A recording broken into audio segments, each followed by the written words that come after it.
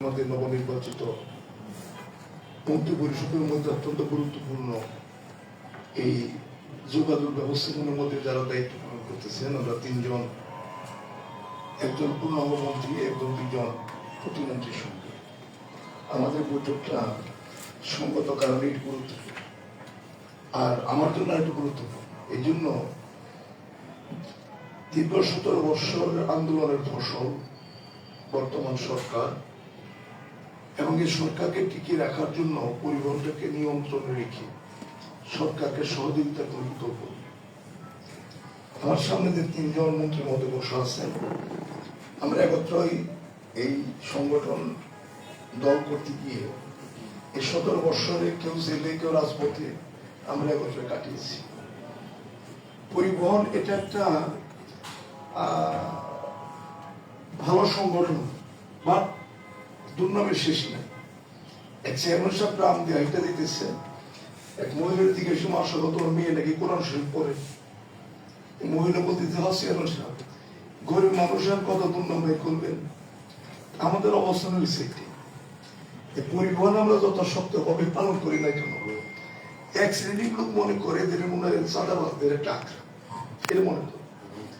আর সরকারের দায়িত্ব পালন করতে গিয়ে কোনো কথা যদি স্লিপ হয়ে যায়, সেটাকে নানান ভাবে আলোচনা সমালোচনা নিয়ে এটাকে বিভিন্ন ভাবে একটা গভর্নমেন্টকে নানান ভাবে প্রশ্নবিদ্ধ করার চেষ্টা করি।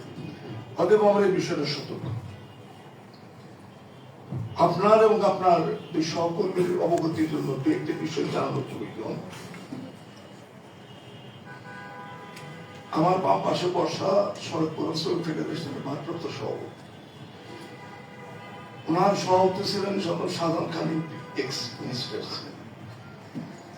আমি ফেডারেশনের সাধারণ সম্পাদক হিসেবে দায়িত্ব পালন করতেছি। আমার এখানে ছিল, নামে ছিল 500, কামে ছিল আওয়ামী লীগের উসমান আলী ছিল।